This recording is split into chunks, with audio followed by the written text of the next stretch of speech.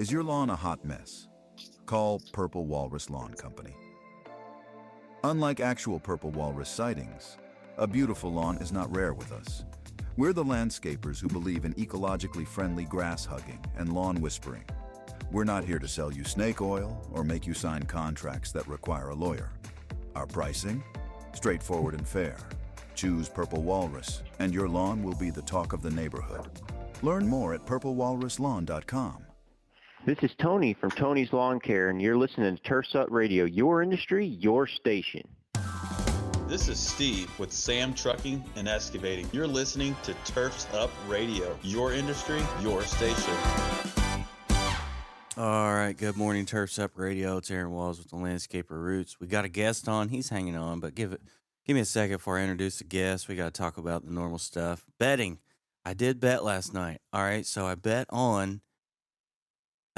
So if you guys have some good bets, send them in and I'll check them out. So last night I bet on the long shot with UCLA. That actually got suspended, and I had my 3 bets on the basketball game. I won one of them. I'm not doing too bad. I am still up. I'm up a decent amount. Also, if anybody has information on the Arkansas, do you guys think Arkansas is really that good? I don't know. I haven't watched it enough, so I don't know who they play after these next couple of games because I'm just now getting into college baseball. I was wanting to get into college softball and start betting on that because it feels like anybody can win in softball. So the long shot $1, $2 bets are really good in sports like that because anybody can have an off day. But anyway, so yesterday we had some good shows going on. After myself, we got Eric Jones, the turf teacher. You got Jennifer Jones, his wife. They're tag teaming it. After myself, they were talking about bidding. And Eric is a teacher, so he is in High Point. No, I don't know. Somewhere in North Carolina. But I think he travels to teach, and he was talking about how so many contractors are different with their pricing. And then Wayne, it kind of sparked interest in Wayne. He's like, yeah, I've been seeing it since the 90s. So pricing's all around the board. It is out there. Pay attention to who you listen to, what you listen to, what's safe, what's not safe. Anybody can tell you anything. So if you're struggling with what you need to know, there is a plug-and-play system out there. I use Wayne's. I encourage people to use Wayne's because I'm not smart enough to look at spreadsheets.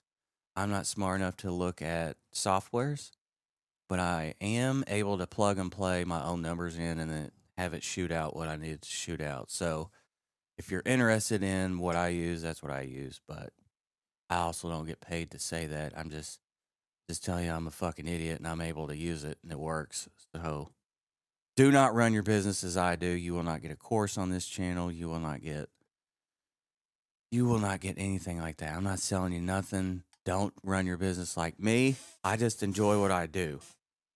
And also with enjoy what I do, I get to report some shit out there that sometimes you guys don't have time to watch.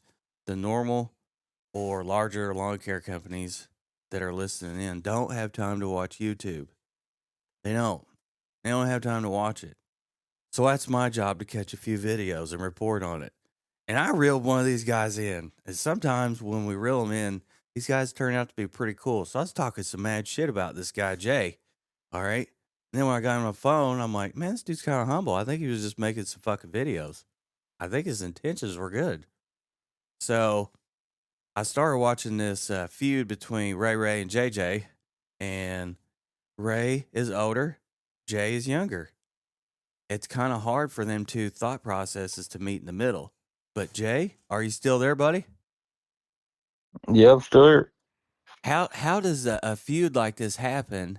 And then we won't spend the whole hour on this, but since it did, I do want to welcome you into the lawn care channel and the lawn care world, because I don't think you had much of a warm welcoming through that avenue. Yeah, that was pretty wild. I think the 3rd video in, I literally started it to like show people they were looking for ways to make money or quit their warehouse job and stuff. And I was like, you know what? Like, I'm gonna start a YouTube channel for you guys, and I'm just gonna show you like how easy it is to get started in the service-based business industry, with anything. And so I went with lawn care because I wanted to start that, before, and I was like, well, I'll do that. And third video in, this guy named Ray comments. There's multiple guys, but this is like the biggest one, I guess, that's blew up out of control.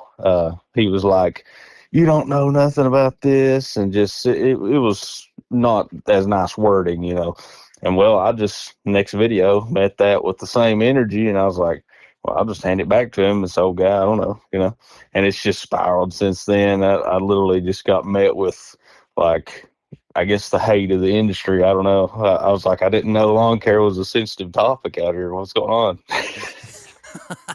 Yeah, guys can get sensitive. Do you think it's easier to start a service-based industry or sustain one? Because you already have one, right? Yeah, I would say it's easier to start, but it's just so hard to keep going. I would say past your first year, because your first year you're just trying to get whatever you can. But your second year, it's like, okay, I need to start dialing in lead flow. I need to start getting 10 calls a week at least, try to get something going. So then you reach out to ad agencies and stuff like that to try and help you get more leads, which it depends on the industry, I guess. But pressure washing is like a luxury industry, whereas I think lawn care is like a need. It's like a want versus a need. That's why I like lawn care so much better. It's so much easier to get started in lawn care, but there's in my opinion, a higher barrier to entry with equipment. Yeah. Yeah, it is expensive. Mm-hmm. My mind went blank. I was going to ask you something. It was super important, and it's probably going to change a bunch of lives. No, I'm fucking kidding. It probably wasn't. Um, oh, pressure washing. Are them guys over there just as sensitive? They are not. I think because maybe it's a newer industry coming up. You've got Southeast Soft Wash, you got Aaron at Lean and Mean Academy, you've got a few other guys over there. Now, those guys are like hated in the industry, and I'm kind of with those guys. Like, they send me products and stuff to make videos of and use. Cody Yarbrough at Southeast Soft Wash. But they're like against everybody else. I don't. It's just a weird dynamic. I think every industry kind of goes that way, like the battle of the egos, I guess you could say. I don't know. They're not as bad as lawn care from what I've experienced. I mean, third video in, no subscribers, and I'm getting attacked. I'm like, holy crap, what is going on? Yeah. There's money Yeah. in the feuding, though, because I remember you guys first got into it. I'm like, this is going to be good because it's entertainment. And it's entertainment for me because I don't have time to watch the whole thing. So when you guys are mowing and shit, I don't have time to watch that. I fast forward it until the talking. So I could see how two lawn care people talk to each other because a lot of times we're harder on each other than actual customers. Yeah, I didn't, and I made the channel to be completely separate from my actual business. Yeah. And I was just, my channel's like the audience I'm going for is people that want to start something, like they want to start something, get away from a job they hate, and I wouldn't really necessarily making it for other lawn care guys to watch, but I mean, I guess that's kind of normally what happens when they start hating, but. Yeah. There's money in the hate, ain't there? So I'm gonna be completely honest here. I've had 653 subscribers for the past 3 years, and I went and looked at them, and some of them's like them Japanese shapes and all that. So they're probably not real. So I probably only got about 9. I watched yours grow from 0 to you're almost at 1,000 now, right? Right, I think I'm at 855. If you want an example of how fast hay can grow a channel, you can look at my pressure washing channel, Pressure Washing Mastery, Yeah. and you can look up Southeast Soft Wash, and they're even bigger than me. And when I started, they had what I have now over at that channel, and now I have what they had when I started 5 years ago in terms of subscribers. So that's just what I guess you could say hate, like addressing hate will do to a channel if you want to grow a YouTube that way. Yeah. But I don't recommend. I didn't plan on it. I just kind of rode with it. And I was like, wait a minute, this isn't why I started this channel. And then I kind of like, went back to the reason I started, to help guys that want to get out of their job and start something they can actually make money at. Yeah. Yeah. So when you're making a video, you're not targeting the $10 million companies. You're targeting the guy who is staring at a machine and he's tired of staring at a machine and he needs something more than what he knows. So sometimes bad information might be worse than no information, but at least it's hope, I guess. I think if you're spreading a message of hope, that's pretty good. Yeah, I think a lot of guys, and I got a video releasing at 8 o'clock this morning that talks about it. I think you have to keep it that KISS model, like just keep it super simple. These guys just need to go and eliminate all the excuses. Like if a guy gets a sliver of something, like just any excuse, it can be anything. They just procrastinate, and then they end up not starting nothing. And they just stay at their comfy, 25, 30 an hour job that they hate. They're like, well, I'll do it next year, but they Yeah. never do. In 2020, this everybody's aware of what hit, and I was in a factory, and I ended up being able to keep my job, but I was also mowing grass, and I was kind of mowing them everywhere. And when I started listening to Turfs Up, the following year, I talked to Wayne, and he said, you know, mowing everywhere is really not smart. And then I talked to Darren, and he's like, try getting into lighting. I ended up doing landscape lighting, which is kind of what kicked me out the door of the factory. So that's kind of why I do this. Like the radio, I talk a little shit on here. But I do express what Turfs Up can do. You know what I mean? I'm like, don't listen to me. You know what I mean? Don't do what I do, but here's what worked for me. Yeah, yeah. I listened to it yesterday, and I've been listening to a couple I found on YouTube that I had no idea that this was like a dedicated radio show. I was like, oh, look at this. I was watching it like a podcast while I mowed, and I was like, this is pretty cool. Yeah. Yeah. So you could text into this any day you want. Like next is Turf Teacher. You can text into his. You got Daniel coming up. You got Wayne. So all the way up until about 1 o'clock, you're going to have live listeners. Then they replay them if you miss them. That way the faithfuls can come back and hang out. And I feel like I think, since I talked mad shit about you at first, because I didn't know you, I really didn't. And I'm coming on here publicly to announce a little bit of humility because I feel like I'm going to be able to learn some stuff from you. yeah.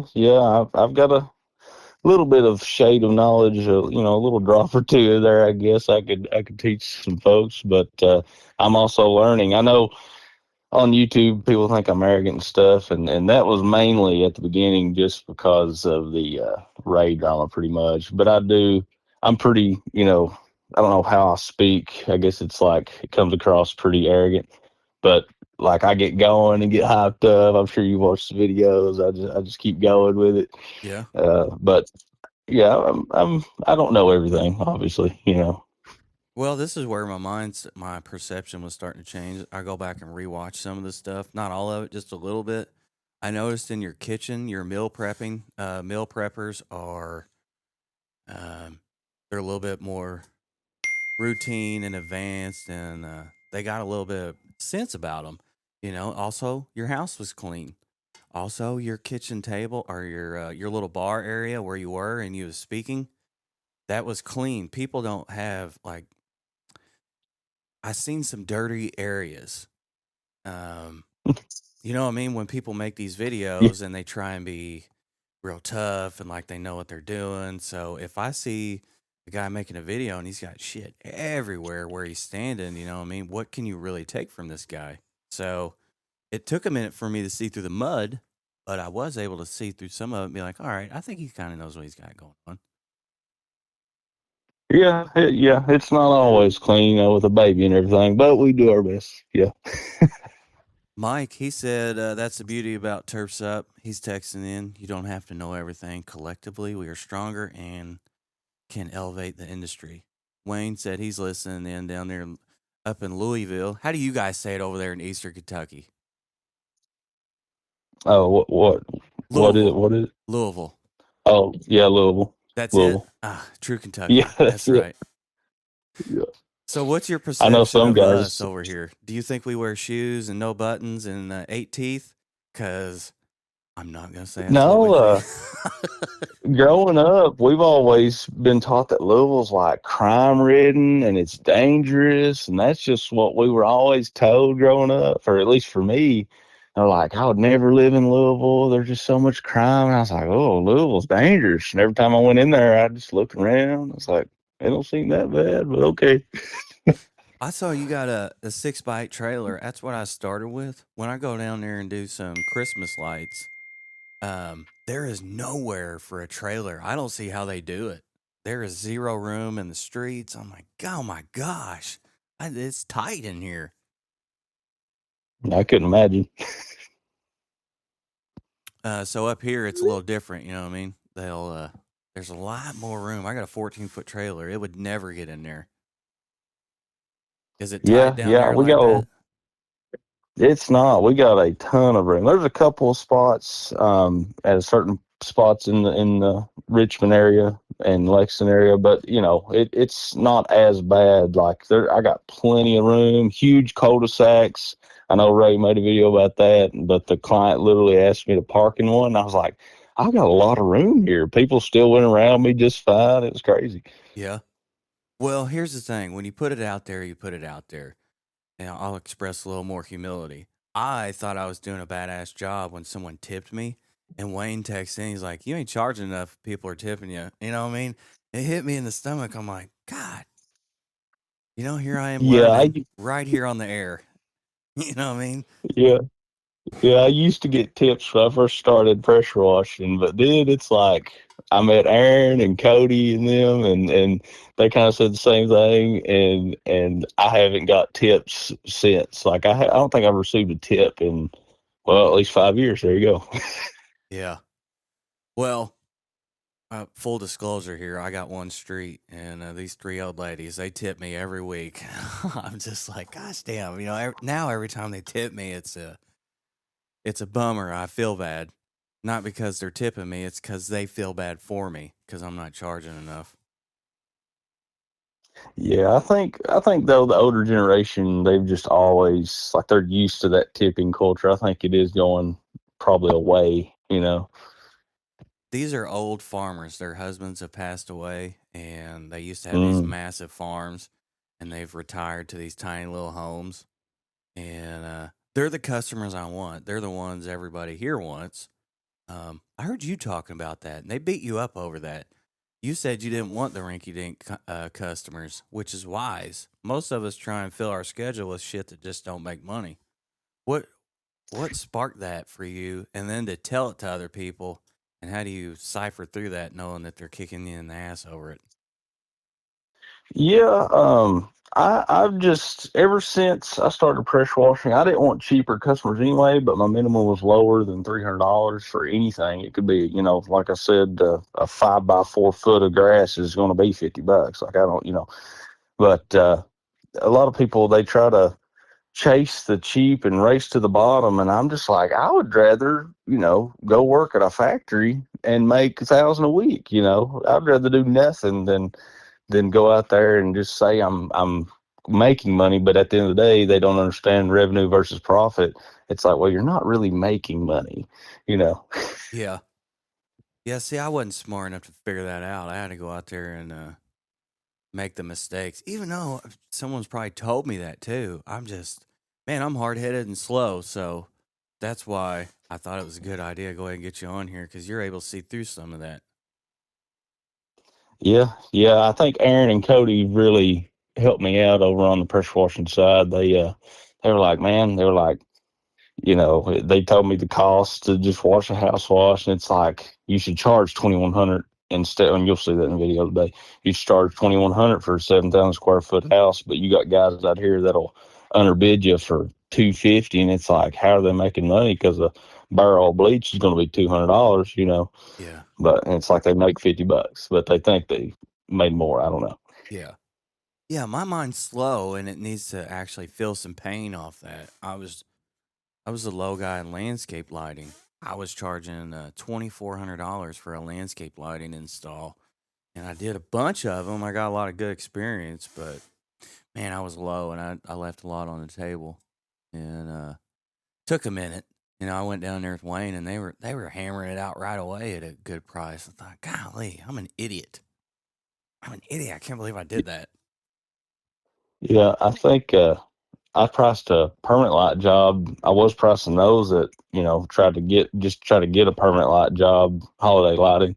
I would price it at 30, and I was getting told in my ear by a guy that's been doing it for a while. He was like, throw 45 a foot out there. So I threw the big $5,400 number, and I was like, there's no way this guy accepts this. And he accepted it within an hour. And I was like, what?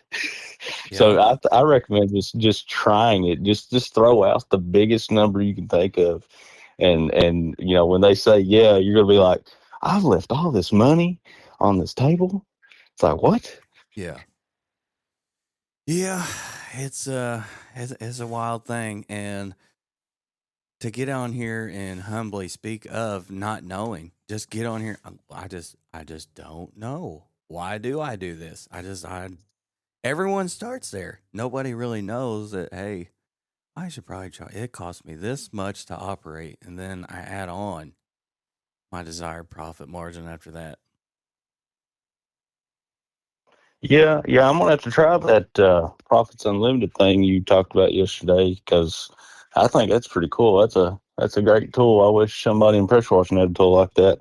Um, and the video today was recorded before I talked to you, so it's gonna be like, and I blatantly say I'm ignorant in that department of like, there's not a tool out there that I can use to tell me exactly what profit margin I want. So Yeah.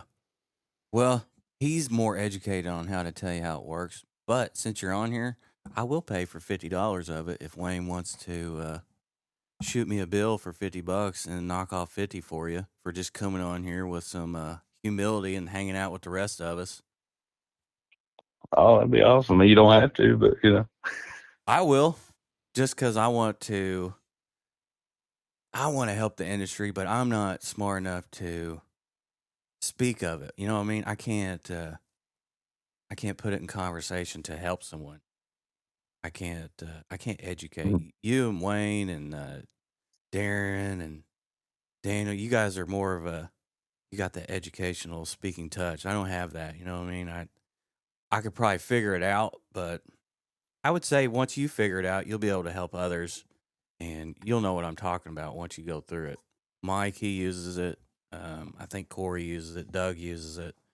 These guys that listen in, it's pretty cool. It's really gonna freak you out. It's also a fraction of the cost of some of these things out there. Mm.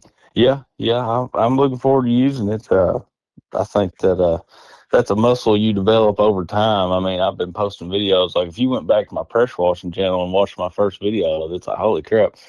I think you just develop that over time the more you do it. And teaching people. Uh, I've had a small course that I made. It was like $50, and that helped me learn how to speak teaching wise, get in front of a whiteboard and stuff. I could have been a teacher, I think, but they don't pay nothing. So Yeah. I know for a fact I couldn't because I got zero patience. I can look at someone and think they know what I'm saying. It don't work like that. yeah, yeah.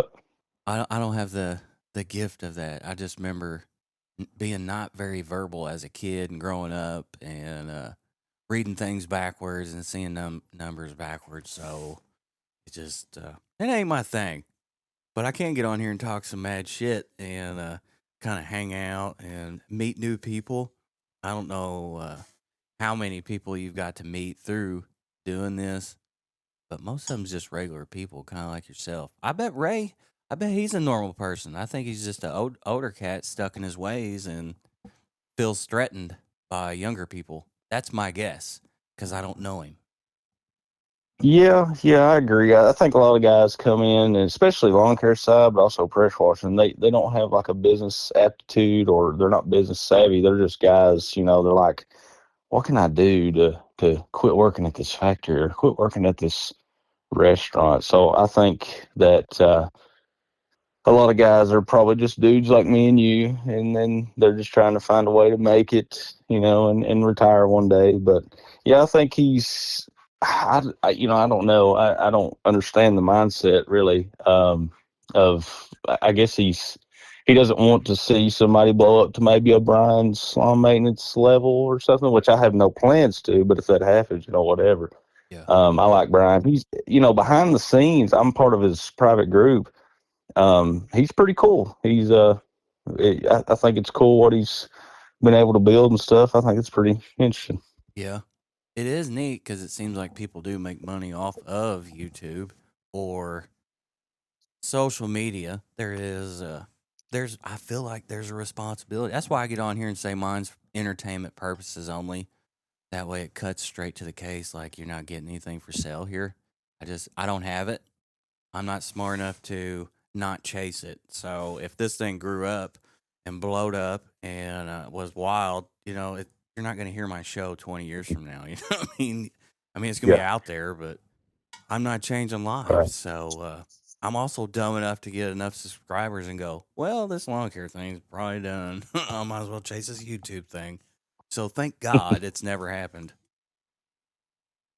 Yeah, I think if people, and there's tools out there, and I know some guys doing billions of views. I mean, it's crazy, and they'll tell you the same thing. AdSense, YouTube ads, YouTube money, as they call it, does not pay out anything. The only guy in the lawn care space that's actually making full time income from lawn care and YouTube itself is SB Mowing. He's the only one, gets over 9 million views a month. That once you get to that level, like closing on 10 million, you're getting about 40K a month. Yeah. So he's the only one that's actually making, full time income from YouTube. Brian's lawn maintenance, he might be making 2,000 a month, maybe, along with all the others his sites. They're not making what people think they're making. Yeah. Hell, I don't even know what they are making as far as thinking. I haven't really thought that far out. I just, it looks risky. And then here's why it looks risky to me is it sustainable? How long does a YouTube business channel last? That's what I find it hard to believe that people are going to be watching someone mow tall grass in 6 years. You know what I mean? That's a risk when you already have a lawn care business. Me, I'm like, this thing's already making money, so it's risky to go to Texas and mow somebody's grass that's really, really tall. But I guess if you're making 40 a month, it's worth a shot. Yeah. I think that once he makes a video and people will catch it, so that video becomes like a permanently producing asset until they quit watching that. Which last night I was watching a guy trim a cow's hoof, and I have no interest in trimming cow hooves or doctoring them up or whatever they do. I got addicted to watching that last night and just kept watching his videos. He's doing kind of the same amount of viewage as SB Mowing. And I was like, why did I just watch that? I have no interest in cows or their feet or I don't know what just happened. Yeah. Yeah, and I have more time to watch these videos when school's in session because I take the kids to school and then I pick them up. So when I pick them up, that's where I get all my valuable information. Because when I get home, they gotta be somewhere, they gotta go somewhere, and then the wife gets home, and then we got dinner, and then I'm fat and old, and I'm in bed by 8:30, so I'm out of time. So my window to watch is an extreme downpour, and then I usually got books or shop shit, but that's when I get to catch it. I don't have time for it. That's why I try and get on here because I know if I don't have time, I'm the smallest guy out here on the radio. If I don't have time, I try and spit a little bit out there to the rest of the radio listeners. Mm-hmm. Yeah. I'm noticing. I'm like, man, I don't have a ton of time. I usually watch and listen in my ear and in the truck while I drive around to different YouTubers like Profits Unlimited stuff. I've watched a few of their videos last week. Just popped up on my feed, and that's kind of how I initially got introduced, I guess, to Turfs Up Radio. But I'm like, man, how do these guys have all this time? I don't know how long I can sustain the vlog style recording and editing and posting because I think once let's say I hit, 50 plus accounts, it's like I ain't gonna have time to hit the record button and unless I pay an editor maybe, but it's like, man, it takes a lot of time and I'm at 17 yards and I'm already running out of time. So I get it. Yeah. Yeah, you started with what, 8? So you're already growing. Uh, I started with 3. 3. Started with 3, and I'm already up to 17. Somebody's asking if it's Hoof GP or Nate the Hoof Guy. Both of them. Both of them. I want both of you. I want them both last night. You're going to be scraping hoofs Yeah. next week. Oh, I know, right? Yeah. It's like, what the heck? Yeah, I wonder if I can start a picking up dog shit channel where I'm just going around picking up dog and videoing it, seeing if people watch it. I bet they would. I've heard and seen videos like that's a good business, but I bet people would watch it too. Yeah. Where would you store that all day? Could you imagine it being hot? Oh my gosh. I hate Yeah, running over it. that's not for me. Not for me. I mow next to some pastures here, and I've ran over some cow patties, and that's just as bad. Mm, I can imagine. Oh, I grew up on a farm, and we had cows, and then yeah. You got a bunch of rural lawns? I had one, and then they dropped me and said they were going to do it themselves. It was a 6-acre lawn, and Gosh. I got it done in 3 hours. Yeah, it was just straight up flat, probably the flattest yard I've ever seen. And I got it done in 3 hours and I underbid it so hard. It was my second yard, and I bid it at $240, but I got done in 3 hours, so it was in that $80 an hour. And looking back, I'm like, I should have charged that dude $600, or more. Yeah. Yeah, but oh well. Yeah, that's the biggest probably rural yard I've done. So with 17 lawns, you've done something that I live in fear of. I will not hire nobody because I like comfort and I'm scared to death to grow. Anything new is scary. I don't like it.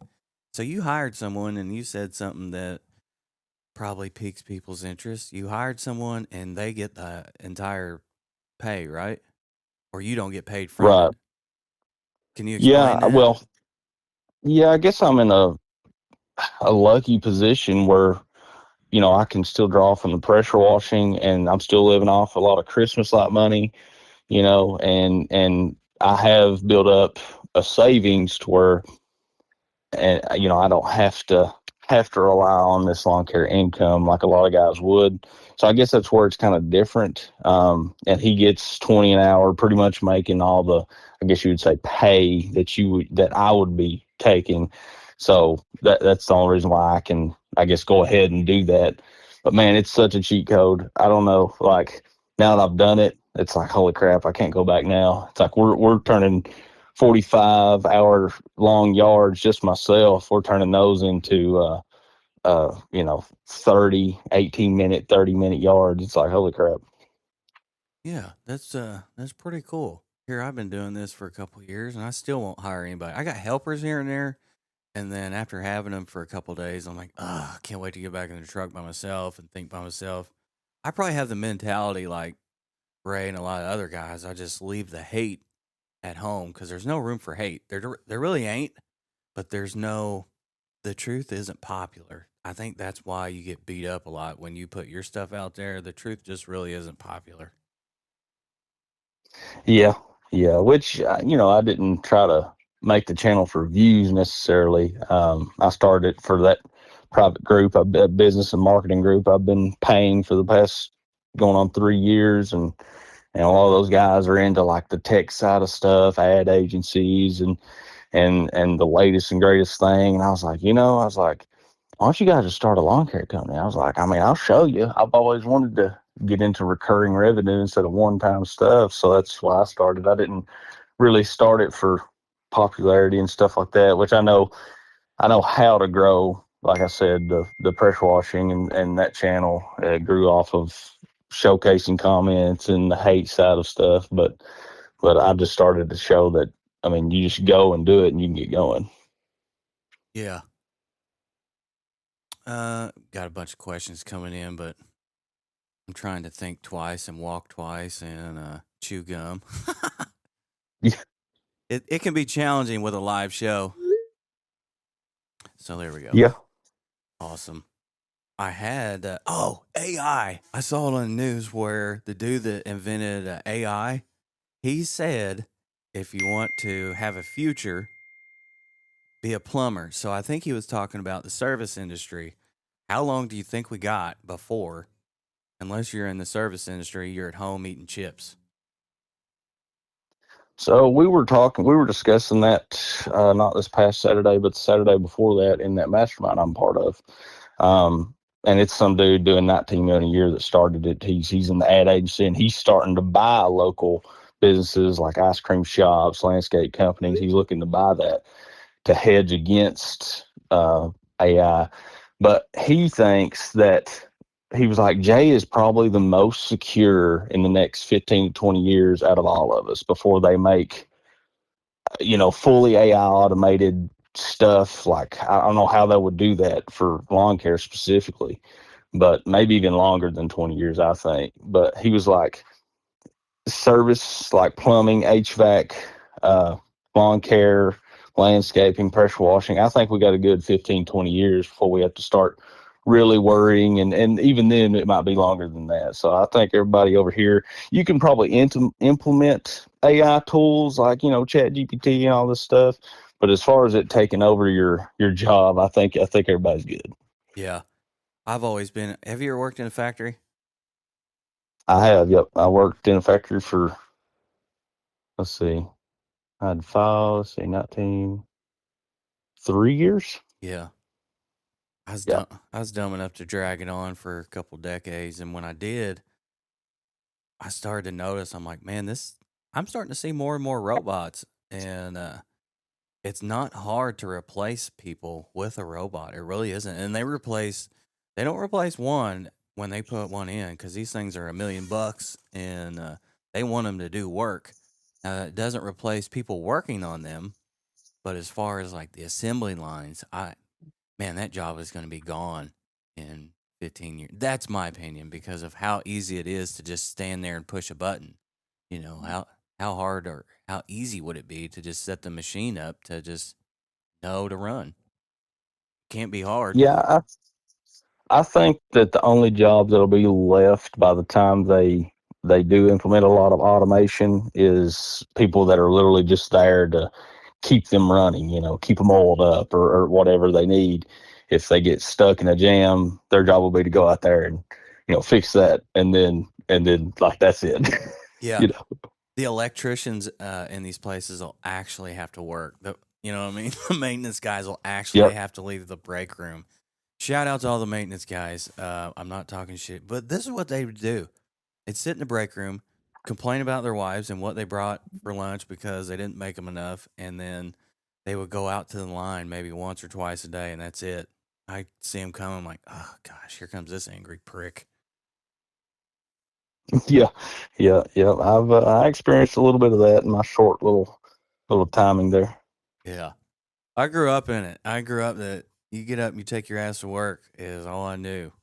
And you go work in one of these places. You're not going to Harvard, Aaron. You take your ass in there and you go to work. Okay. Okay, that's what I'll do.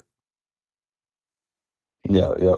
Took a minute to break it. But here I am now, Jay, killing it, trying to learn from people like you and Mike and Corey and Wayne and Darren and Eric. If you want to get some real cool tips and tricks, the next guy on after me, Eric Jones, he's been doing Christmas lights since the late 90s, I think, back when they were using paper clips to clip them to the roof. I think you had to do a bunch of math.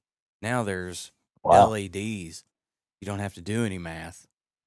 I've put 700 bulbs on one run before and just let her run. It didn't mess it up. They weren't dim at the end, nothing. Just run them wide open. Yeah. Yeah. I think now you can do like 1,000 bulbs on one plug, which is crazy. But that's awesome. Shoot, paper clips, holy great. Yeah, the incandescent. I think you would use the actual paper Mhm. clip, slide it up. Oh, you know how you'd paper clip a bunch of papers together. You do right on the shingle like that. Golly, I couldn't imagine. They had to wonder how many they had to go back and hang back up. Oh man. And then they were glass. You got that hard Oh plastic now. You can spike Yeah. them from up top. You know what I mean? You can throw them at your buddy down at the bottom. Here, look out, Chad. You know, and wing one at him, and it's not going to break. Those were glass. Can you imagine changing them out? Nope. Nope. Yep. I wouldn't want none of that. Yeah, I've dragged those lights across the roof. You know, they're just plastic. You just keep going. It's like, dang, these things are pretty durable. Who got you into Christmas lights? It's a guy named Jason Guyman. He was doing some pressure washing videos, and I'd followed him for, you know, the first couple of years I was doing it. And he actually lives in, let's see, Union, Kentucky, I He's one think, of or right us. below Cincinnati. Yeah, he lives right below Cincinnati, somewhere up there, and they service a lot of Dayton and lower Ohio there. Oh man, Some of upper Kentucky, but go yeah. blue. Yep. Yeah, Kentucky's an awesome state. We got a lot of Olympic gold medals and everything. Kentuckians are getting it. Yeah, we're figuring it out. We know how to do YouTube. We can cut some grass. We're the winners. Yep. I've been trying to get That's Ram right. Paul on here for a while now. I leave a message on his voicemail once a week, trying to get him on here. So, if you never hear from me again, you know it's because I finally got him on the radio and I made it big. And we'll move out of this trailer and we'll retire to. Holy shit! It's storming again. Looks like no rain or no work. Yeah, that would be awesome. I couldn't imagine having somebody, you know, higher up in the government like that on. That'd be pretty wild. But yeah. Hopefully the storms hold off today. It's supposed to rain all week. Yeah. And by now, we usually just got 1 or 2 days of rain, but, you know, I guess when Tessa was in travel, June was typically wet, but not this wet. It seems like it's a little above normal. You could get a couple of showers here and there through the week, but they weren't washouts. You know what I mean? It's 3 or 4 days a week. But there's a lot of Yeah. freedom in owning your own thing. Um, how far do you see your lawn care business going, and do you have two separate entities with your pressure washing and grass mowing? I do. I have 3 separate LLCs, one for pressure washing, one for lawn mowing, and one for Christmas lights. They're all separate. Yeah. And I don't plan on ever selling. And that's a topic we talked about in that private group.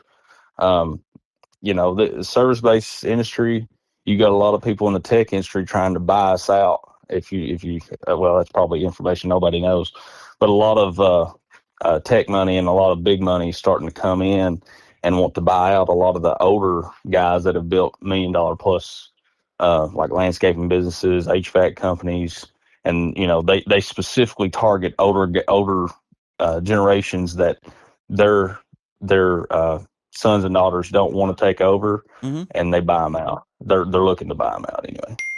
Why is that? I think just because once you have an established brand and you've got tons of word of mouth, tons of hundreds of 5-star Google reviews, you're all over everything. Everybody knows the business. I think a service-based business will never die as long as they don't, like do the right work, like take the material cost and go buy, a small car or something with it. They actually have integrity and do what they say they're going to do. You know what I mean? I don't think a service-based business would ever die as long as you kept it running and Yeah. did things right. What about your door hangers? I started doing door hangers in my first year, and I was putting them anywhere and everywhere. And a lot of times they say no soliciting. What really figures into that no soliciting for you? And then do you chase it down like what really is no soliciting in this county? And then have you seen any luck with it? I did. I put out 5,000, and I put out the crappy. I don't want to.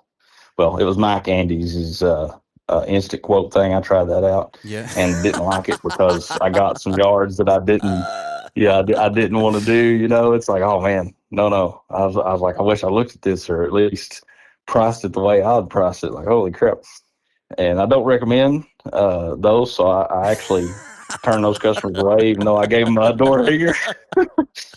But Wayne just did a show on that exact flyer, I think, last week or the week before. yeah, don't recommend. I did end up changing them, but soliciting. So I did get into it with a individual. I guess you would call them the neighborhood Karens, the HOA, probably higher up in the HOA, all that stuff. They didn't have a no soliciting sign on the neighborhood. I was putting them out, just doing my thing. I can get out 100 an hour and, ride my little scooter, whatever. And she was like, "Hey, this is no soliciting neighborhood." And I was like, "Well, if it's on your door, I won't put one on it." But then again, I was like, until like right now, I was like, if I was selling you something verbally, then I'm soliciting. But if I'm just passing out door hangers, that's called canvassing. And I did reach out to someone in legal to confirm, and they're like, if as long as you don't knock on the door, as long as you don't talk to them, you just hang the door hanger, you're not soliciting services. Nice. I know it kind of seems, like I think Louisville might have their own rules. I'm not sure. I think you have to pay like a fee or something like that up there. But down here, we don't have to pay anything as long as you got your license with the city or your business license and stuff, and you show them from the sheriff department, they're fine with it. Yeah. Yeah, well, that's wise. I didn't know that it was called canvassing because I would act like I just never seen it because there's weird things that you can do somewhere, but you can't do somewhere else. Like I had a light bar, a green and white light bar, and sometimes I would accidentally leave it on, not on purpose. I wasn't trying to be the cop.